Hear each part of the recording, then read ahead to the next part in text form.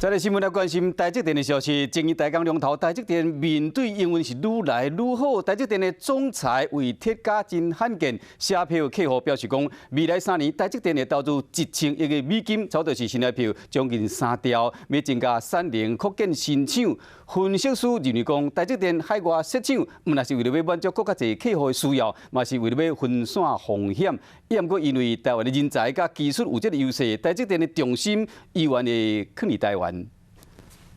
采用晶片行动装置高效能运算，推升半导体应用，拢互台湾大钢龙头台积电订单接袂离。台积电总裁魏德嘉喺咧写配合客户，讲未来3年台积电要投资1000亿的美金，增加产能，支持领先技术的制造和研发。比方说，在这个车用电子，它未来占整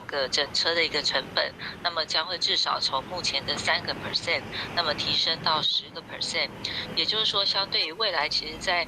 车用的一个部分，半导体它的一个含量就会有一个大幅提升。台积电内部当地咧选扩建晶圆厂的地点，即卖晶圆厂会扩大2种技术，不过伫咧海外起新的工厂，主要是分散风险，含考虑到政治，台湾嘛是有竞争的优势。因为台湾还是具有所谓半导体上中下游的一个群聚效应，那么以及说在这个人力的一个资源上都能够有一个充分的一个调度。因为成本增加，台积电嘛罕咧促销明年对客户的绩效体量，嘛看会出台积电单接袂离，晶圆代工做袂好袂进行。